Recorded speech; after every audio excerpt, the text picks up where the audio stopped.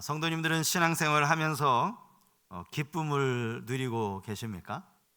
제가 성도님 표정을 딱 보아하니 기쁘신 분들이 그렇게 많이 안 계신 것 같아서 벌써 설 명절 증후군으로 마음이 힘드신가 이런 생각도 들었는데요. 어떤 분이 인터넷 카페에 상담 게시판이 있는데 이 상담 게시판에 이런 질문을 하나 올렸더라고요. 제가 그 질문을 한번 여러분들께 읽어드리겠습니다. 아무리 노력을 해도 생활에 기쁨이 없네요. 주님의 은혜를 아무리 간구해도 너무 힘듭니다. 남들은 참 쉽게 믿는 것 같은데 성령의 체험이 없어서인지 아니면 이성이 너무 앞서서인지 믿는다는 것이 은혜라고 하는데 저하고는 참 멀리 있는 것 같습니다. 신앙생활을 하면서 세상 낙 피하고 사는데 남들에게는 흘러 넘치는 기쁨이 제게는 없습니다. 개인 생활에 가족 생활에 어려움이 계속되니 참 힘듭니다. 응답 없는 신앙생활, 기쁨 없는 신앙생활, 제가 문제가 있는 것인지 말할 수 없는 탄식으로 간구하시는 성령님, 다른 분들은 어떻게 생각하시는지 가르쳐 주세요. 신앙생활을 하지만 기쁨을 누리지 못하는 분의 이 고민이 담긴 이 글을 많은 분들이 읽으셨겠죠. 그리고는 여기에 댓글이 달렸는데 9개의 댓글이 달렸습니다. 어떤 분은 말씀 묵상을 좀 해보시면 어떨까요? 라고 이렇게 권면을 하시는 글도 있었고요. 제가 보니까 구원의 확신이 좀 부족하신 것 같은데 기독교 기초교리라든지 이런 관련된 책을 좀 읽어보시면 좋겠습니다. 이런 따뜻한 권면의 글도 있었습니다. 또 어떤 분은 자기도 아직 하나님을 믿은 지 6개월밖에 되지 않은 새신자라고 소개하면서 하나님께 진실된 마음으로 좀 기도해 보시라고, 하나님과 인격적인 만남을 꼭 갖게 되셨으면 좋겠다, 이렇게 진심으로 소망한다는 글을 올린 것을 제가 보았습니다. 물론 이 카페가 이 기독교인들을 위한 카페이기는 하지만 제가 이 올라온 글들을 쭉 읽으면서요, 한편으로는 좀 놀라기도 했고 또 한편으로는 마음이 따뜻해지는 느낌을 받았습니다. 그 어떤 댓글에도요, 이 질문한 사람을 비난하든지 또 조롱하는 내용은 하나도 없었기 때문입니다. 적어놓은 댓글들이 하나같이 진지하게 고민하면서 적은 그런 글이라는 거. 게다가 장문의 글이었어요. 그냥 뭐 한 줄 찍 하고 끝나는 게 아니라 꽤 길게 고민하면서 이렇게 글을 적었구나라는 것이 마음이 왠지 따뜻해지더라고요. 맨 처음 이 질문을 올린 그 사람 입장에서도 이거는 얼마나 고마운 일입니까? 전혀 내가 누군지도 서로 알지도 못하는 사람인데 내 글을 보고서는 이렇게 따뜻하게 격려의 말을 해주고 또 제안을 해주는 게 이게 얼마나 고마운 일이냐고요. 요즘 이 익명이라는 이유 때문에 얼마나 함부로 말하고 얼마나 심하게 욕하고 뭐 이런 경우들이 얼마나 많아요. 그러니 참 마음에 감동이 되었던 겁니다. 그러면서 한편으로는 제게 이런 생각이 들었어요. 이렇게 한 분 한 분 정성스럽게 공감하면서 댓글을 올리셨지만 과연 이 글을 올리신 분이 그 많은 사람들의 댓글을 보고 기쁨에 대한 답을 얻었을까? 내가 원인이 여기에 있었구나. 그러면 이 원인을 내가 해결해서 이제는 마침내 내 삶에 기쁨을 얻을 수 있겠구나, 이런 생각을 가졌을까라는 생각이었습니다. 여러분, 기쁨이 그렇게 쉽게 우리 안에 찾아오는 것이 아니라는 것이죠. 기쁨이 없는 신앙생활을 하는 사람들이 어디 이 사람 한 분뿐이겠습니까? 교회를 다닌 지는 오래되었고 또 스스로 생각하기에 나는 믿음이 있다 생각을 하지만 그럼에도 불구하고 여전히 우리의 삶에 아무런 기쁨을 누리지 못하는 사람들, 그런 신앙인들 얼마든지 찾아볼 수 있다는 거예요. 혹시 여기 와 앉아 계신 분들 중에도 그런 분들이 계실런지 모르겠습니다. 우리는 먼저 기쁨에는 두 가지 종류가 있다는 사실을 알 필요가 있습니다. 하나는 사소한 기쁨이에요. 우리가 일생을 살아가다 보면 아주 쉽게 또 사소하게 느끼는 기쁨이 있을 수 있다는 거예요. 감정적으로 경험하는 그러한 기쁨이죠. 사실 아무것도 아닌데 그 당시로는 그게 웃음 짓게 하는 거예요. 마음에 소소한 기쁨을 가져다 주는 것이죠. 그 기쁨이 결코 오래 가지는 않지만 적어도 그 시간만큼은 잠시라도 기뻐할 수 있다는 거예요. 제가 가끔 누리는 기쁨이 있습니다. 저는 이제 아침마다 그 원두를 갈아서 이제 핸드드립으로 이제 커피를 마시거든요. 근데 어느 날인가는 새로 사온 원두가 얼마나 향이 좋은지 원두를 탁 가는데요, 그 커피 향이, 구수한 커피 향이 코를 탁 찌르는 거예요. 갑자기 기분이 좋아졌어요. 야, 이번 원두는 향이 너무 좋은데? 여러분, 이런 그 사소한 기쁨, 그렇게 하고 커피 마시면 또 금방 잊혀지는 기쁨이에요. 그렇지만 이런 기쁨이 여러분 모두 안에도 있지 않습니까? 살아가면서 이런 기쁨도 없다면 그건 문제일 거예요. 아니, 어떻게 사소한 기쁨마저도 누리지 못하고 살아간다면 그분은 아마 정신적으로 뭔가 문제가 있으실 거라고요. 이러한 사소한 기쁨도 필요하겠지만 더 중요한 것은 우리의 삶을 굳건하게 잡아주는 이 근본적인 기쁨이겠죠. 앞에서 글을 올린 그 사람도 이런 사소한 기쁨이야 누리겠지만 늘 고민하는 것이 내 삶의 온전한 이게 진짜 기쁨, 이 기쁨을 어떻게 누려야 될까? 그것 아니겠습니까? 오늘 본문을 보시면 여기에도 이 두 종류의 기쁨이 등장하는 것을 볼 수가 있습니다. 본문의 내용을 간략하게 설명을 드리면요, 예수님께서 이제 70명의 이 전도대원들을 뽑아서 그들을 둘씩 짝지어서 그 동네 마을로 보내십니다. 가서 전도하라고 보내시는 거예요. 그렇게 그들을 보내시면서 주님의 마음이 좀 염려가 있었다라는 것을 우리가 오늘 본문을 통해 알 수 있는데, 누가복음 10장 3절 말씀입니다. 갈지어다 내가 너희를 보냄이 어린 양을 이리 가운데 보냄과 같도다. 주님이 이 70인의 전도대원들을 보고 하시는 말씀이에요. 내가 너희를 보내는 것이 양을 이리 가운데 보냄과 같도다, 이렇게 이야기를 하시는 거예요. 비유의 말씀이죠. 70인의 전도대원을 어린 양으로 비유하신 것이고 그들이 가서 복음을 전할 세상을 이리라고 비유를 하신 거예요. 여러분, 상상을 한번 해보시라고요. 양이 이리 가운데로 들어가면 여러분, 그 양이 어떻게 됩니까? 그 양은 잡아먹히고 마는 거예요. 성경에 기록된 이 이리는요, 양을 물어가는 맹수로 그렇게 기록이 되어 있기 때문입니다. 요한복음 10장에 보면 나는 선한 목자다 라고 주님 말씀을 하시지 않습니까? 그러면서도 이리는 양을 물어가고 해치느니라, 아주 사나운 짐승으로 그렇게 말씀하고 있습니다. 그러니 정말 제대로 된 목자라면 양을 그렇게 함부로 이리 가운데 보내지 않아요.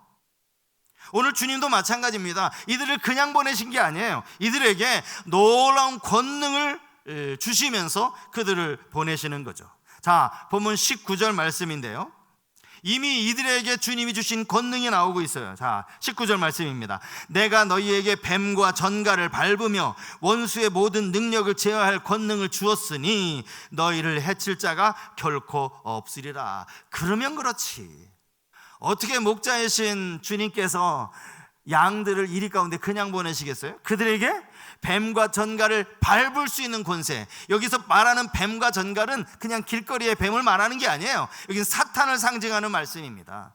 그들을 완전히 이길 수 있는 권능을 주시면서 너희를 해칠 자가 아무도 없을 것이다, 이렇게 말씀을 하신 거예요. 주님은 이들에게 어느 집에 들어가든지 먼저 그 집의 평안을 빌라고 말씀을 하십니다. 그 빈 평안이 그들 가운데 받을 만한 사람이 있으면 그들에게 이 평안이 임할 것이고, 한 사람도 받을 사람이 없다면 그 평안 너희에게 돌아올 것이니 절대 위축될 필요 없다, 이렇게 말씀을 하시죠. 뿐만 아니라 이 70명의 전도대원들에게 병자를 고치는 권능도 주신 것 같아요. 누가복음 10장 9절에 보니까 주님이 이런 말씀도 하셨습니다. 거기 있는 병자들을 고치고 또 말하기를 하나님의 나라가 너희에게 가까이 왔다 하라. 무슨 수로 이들이 병자를 고칩니까? 주님이 이 권능을 그들에게 부여해 주신 것이죠. 그리고 그들이 전해야 할 메시지가 하나님의 나라가 가까이 왔다라고 하는 복음이었어요. 얼마나 되었을까요? 이 70명의 전도대원들이 열심히 동네를 다니며 이제 복음을 전하다가 다시 돌아와서 이제 예수님께 보고하는 시간이 되었습니다. 이들은 정말 큰 기쁨으로 흥분을 감추지 못하고 예수님께 나와서 말하기 시작했어요. 그 말이 오늘 본문 17절에 나오는 말씀입니다. 70인이 기뻐하며 돌아와 이르되 주여 주의 이름이면 귀신들도 우리에게 항복하더이다. 당연하죠. 주님이 뱀과 정갈을 밟을 수 있는 권능을 주셨는데요. 그들 앞에 귀신이 쫓겨나는 거 당연한 일이죠. 그런데 이들은 이게 너무 기뻤던 거예요. 야, 어떻게 우리 앞에서 귀신이 항복할 수 있지? 이들이 이렇게 기뻐할 수 있었던 이유는 복음서 안에 또 하나의 사건 때문이에요. 여러분, 이 사건 아마 알고 계실 거예요. 예수님이 제자 베드로와 야고보, 요한 3명을 들이시고 변화산으로 올라가시죠. 그 변화산에서 예수님의 모습이 호련히 변형되시잖아요. 베드로가 이것을 보더니 여기에 천막 셋을 짓자라고 이렇게 터무니없는 말을 하지 않았습니까? 그런데 산 밑에서 무슨 일이 벌어지고 있었느냐?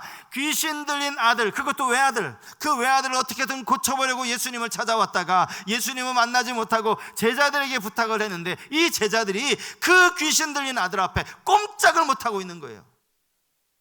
이게 누가복음 9장 38절 이하의 말씀이죠. 한번 들어보십시오. 무리 중에 한 사람이 소리질러 이르되 선생님, 청컨대 내 아들을 돌보아 주옵소서. 이는 내 외아들이니이다. 귀신이 그를 잡아 갑자기 부르짖게 하고 경련을 일으켜 거품을 흘리게 하며 몹시 상하게 하고야 겨우 떠나가나이다. 당신의 제자들에게 내쫓아 주기를 구하였으나 그들이 능히 못하더이다. 얼마나 창피한 일입니까? 예수님 계셨을 때는 분명히 예수님이 귀신을 내어 쫓으셨는데 자기들도 뭔가 해보려고 안간힘을 썼겠죠. 그런데 12명의 제자조차 그 귀신 들린 아들 하나, 그 아들에 걸린 그 귀신을 쫓아내지 못한 거예요. 이런 일이 12 제자에게 있었는데, 아니 이 70명 제자들이, 이 전도대원들이 막 복음을 전하는 과정 속에서 막 귀신이 쫓겨나는 거예요. 귀신이 항복하는 거예요. 얼마나 기뻤겠습니까? 그런데 주님은 그들의 이야기를 들으시더니 이렇게 말씀을 하시죠. 오늘 본문 20절 말씀, 20절이 오늘 아주 중요한 이 말씀이니까 우리 20절 말씀 같이 한번 읽었으면 좋겠습니다. 같이 읽겠습니다. 그러나 귀신들이 너희에게 항복하는 것으로 기뻐하지 말고 너희 이름이 하늘에 기록된 것으로 기뻐하라 하시니라. 이 말씀은 귀신이 항복했다라고 기뻐하는 이 사람들을 책망하는 말씀은 아니에요. 당연히 그들이 기뻐할 수 있었는 걸 주님이 다 알고 계시죠. 그래서 내가 너에게 이런 권능을 준 거야 라고 주님 말씀하시지 않았습니까? 그 기쁨도 기쁨이겠지만 그거보다 더 큰 기쁨, 더 중요한 기쁨, 더 본질적인 기쁨이 있으니 이것이야말로 너희가 기뻐해야 할 진짜 기쁨이다. 그게 뭐예요? 너희 이름이 하늘에 기록된 것으로 기뻐하라. 이름이 하늘에 기록되었다라는, 여러분 이 말이 무엇을 의미합니까? 그들의 이름이 생명책에 기록되었다라는 것을 의미하죠. 그들의 이름이 생명책에 기록되었다라는 것은 그들이 이제 하나님의 택한 백성으로, 구원받은 하나님의 백성, 영원한 생명을 소유한 하나님의 백성으로 하나님이 인치셨다라는 거예요. 하나님이 인정하셨다라는 것입니다. 요한계시록 21장 27절에 보면 이런 말씀이 나옵니다. 무엇이든지 속된 것이나 가증한 일 또는 거짓말하는 자는 결코 그리로 들어가지 못하되 오직 어린 양의 생명책에 기록된 자들만 들어가리라. 어딜 들어간다고요? 영원한 천국에, 생명책에 기록된 자들만 천국에 들어간다라는 거예요. 이 생명책 이야기가 우리 생각에는 이거 주로 요한계시록에만 나오는 이야기 아닌가 싶은데, 여러분 성경을 보니까 그렇지 않더라고요. 여기 생명책이 있다라는 것을 구약의 모세라는 사람이 알고 있더라고요. 모세. 이때가 언젠가 하면요, 모세가 시내산에 올라가 있었고 이스라엘 백성들은 아론이 이끄는 대로 금송아지를 만들어 놓고 그 금송아지 앞에 절하며 춤추며 그렇게 우상을 섬기고 있을 때입니다. 하나님이 이스라엘 향하여서 진노하시죠. 그리고 그들을 진멸하시겠다라고 그렇게 말씀을 하십니다. 그때 모세가 하나님께 드린 기도를 한번 들어보십시오. 모세의 기도, 출애굽기 32장 32절 말씀입니다. 그러나 이제 그들의 죄를 사하시옵소서. 그렇지 아니하시오면 원하건대 주께서 기록하신 책에서 내 이름을 지워버려 주옵소서. 모세가 한 말이에요. 주께서 기록하신 책, 이게 뭐예요? 생명책이라고는 분명히 모세가 말하지는 않았어요. 하지만 모든 성경학자는 모세가 말한 그 책이 바로 생명책이다. 모세도 이 책이 있다는 걸 알고 있었다. 이 생명책에 기록된 자만 영원한 생명을 얻을 수 있다는 것을 모세가 알고 있었다는 거예요. 이 생명책에 내가 지워버려 달라는 이 말은 실제로 모세가 하나님 저 생명책 이름 제 필요 없습니다 이런 의미가 아니고, 그만큼 이스라엘 백성들을 사랑해서 그들을 제발 용서해달라는 그런 의도로 드린 기도 아닙니까? 오늘 본문도 마찬가지입니다. 이 70명의 전도대원들, 자기들이 경험한 것을 예수님께 말씀드리면서 막 기쁨이 가라앉지 않았을 거예요. 막 흥분했을 겁니다. 야, 어떻게 우리 앞에서 귀신이 항복하지? 너무너무나 놀랐을 거예요. 그러나 이것은 일시적인 경험일 뿐이라는 거예요. 그건 영원한 기쁨이 되지 않는다라는 것이죠. 여러분, 한번 생각을 해보시자고요. 이 70명의 전도대가 이때는 이렇게 막 복음을 전하는 과정 속에서 귀신이 항복하는 놀라운 경험을 했어요. 그러면 이들이 이후로 계속 가는 곳마다 귀신이 항복하는 일이 벌어졌을까요? 저는 그렇지 않다고 믿습니다. 왜냐하면 이 일은 주님이 지금 막 전도대원들을 전도하러 보내시면서 너무나 안타까운 나머지, 두렵고 떨어하는 이들을 너무나 안타까워하시는 나머지 그들에게 일시적으로 주신 권능이라는 거죠. 이 일이 벌어졌다고 그들이 이제 그 이후로 가는 곳마다 막 귀신이 쫓겨나는 일이 벌어졌을까? 그렇지 않다라는 거예요. 이건 그야말로 일시적으로 그들에게 부여하신 권능이라는 거예요. 사실 성경에는 70인 전도대 이야기가 그 이후로 나오지도 않아요. 어쩌면 그 이후로는 이들이 굳이 전도하러 다니지 않았는지도 몰라요. 그러므로 이들에게 있어서 귀신이 항복하는 이 경험은 과거의 일시적인 경험일 뿐이라는 것이죠. 시간이 지나면 잊혀지는 경험이에요. 우리가 예전에 그랬던 적도 있었나? 잊혀질 기억이라는 거예요. 그에 비하면 오늘 우리의 이름이 생명책에 기록이 되어졌다라는 이 일은 영원히 기억될, 영원히 기뻐할 놀라운 사건이라는 사실이죠. 그래서 여기에 기뻐해야 된다라는 사실입니다. 제가 오늘 설교 제목을 정하면서 진짜 기쁨이라는 단어를 집어넣었어요. 진짜 기쁨. 왜 진짜라는 말을 넣었는가 하면 요즘에 가짜 기쁨이 너무 많거든요. 그래서 어떤 분은 이렇게 얘기하더라고요. 우리가 말하는 이 진짜 기쁨을 성경에서는 희락이라고 부른다. 희락. 반면에 가짜 기쁨은 뭘까요? 가짜 기쁨은 쾌락이라는 거예요. 가짜 기쁨은 쾌락이에요. 당장에는 즐거울 수 있어요. 당장에는 좋을 수 있어요. 근데 시간 지나고 나면 후회하는 거죠. 아이고 내가 너무 심했다, 후회하는 거예요. 이게 쾌락일 수밖에 없다라는 거예요. 여러분, 기독교를 가리켜 희락의 종교라고 부르지 않습니까? 기독교는 쾌락의 종교가 아니라 희락의 종교예요. 성경에서 가르치는 이 기쁨은 단순한 어떤 상황적인 기쁨이 아니기 때문이죠. 영원한 기쁨이고 근본적인 기쁨이기 때문입니다. 그래서 믿지 않는 사람들은 이 기쁨을 잘 몰라요. 여러분, 빌립보서를 우리가 기쁨의 편지라고 하잖아요. 우리가 너무나 잘 아는 것처럼 빌립보서는 기쁨의 편지인데 왜 기쁨의 편지가 되었느냐? 이 빌립보서 안에 기뻐하라라는 이야기, 기쁨이라는 단어가 총 18번이나 나오기 때문이라. 18번. 4장밖에 안 되는 이 짧은 편지에 기쁨이라는 말을 18번이나 쓰고 있는 거예요. 그런데 이 편지가 정작 바울이 감옥에서 쓴 편지다 그러면 깜짝 놀라죠, 사람들이.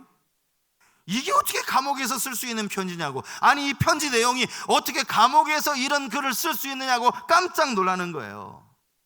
바울 자신은, 제가 생각하기에 바울은요, 자기가 지금 감옥에 갇혀 있든지 아니면 감옥에서 풀려나든지 여기에는 별로 연연해하지 않았던 것 같아요. 그가 정말 관심을 두었던 것은 자기 몸이 감옥에 갇히느냐가 아니라 내가 주 안에 있느냐, 여기에 그 모든 관심이 있었기 때문에 그는 기뻐할 수 있었다는 거예요. 기뻐하라고 말할 수 있었다는 것이죠. 한편으로 이런 생각을 합니다. 빌립보 교회 성도들에게 계속 기뻐하라고 18번이나 강조할 수 있었던 이유는 감옥에 갇혀 있는 바울보다 저 빌립보 교회 성도들이 기쁨이 더 없는 거예요. 정작 감옥에 갇혀 있는 바울은 기쁨이 넘치는데, 아니 빌립보 교회 성도들은 기쁨이 부족한 거예요. 그러니까 계속 기뻐하라고 그렇게 이야기를 하는 것이죠. 주 안에 누리는 이 기쁨이 여러분 얼마나 중요한지를 우리는 알아야 됩니다. 물론 빌립보 교회 성도들이 감옥에 갇힌 바울을 염려하느라고 아마 기쁨이 좀 줄어들었을지 몰라요. 그런데요, 바울의 그 편지를 보세요. 염려라든지 걱정이라든지 근심이라는 거 하나도 찾아볼 수가 없는 거예요. 주 안에 있었기 때문에. 우리는 이 찰나적인 기쁨에 너무 매여 사는 것이 아닌가, 저는 그런 생각을 합니다. 찰나가 뭔지 아시죠? 눈 감고 지나가면 금방 사라지는 그런 기쁨에 우리는 너무 매여 사는 거예요. 저는 이 잠깐의 기쁨을 깔깔거리는 기쁨이라고 생각을 해봤어요. 깔깔거리는 거. 우리가 갑자기 기분 좋은 일 생기면 막 깔깔깔거리며 웃잖아요. 그리고 나서는 또 금방 그 기쁨 사라지는 거예요. 우리는 잠시 누리는 그 기쁨에 너무 매여 사는 것 아닙니까?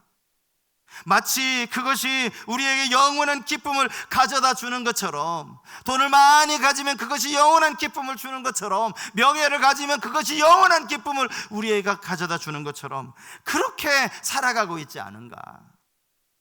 그런 기쁨은 주님과는 상관없는 기쁨이에요.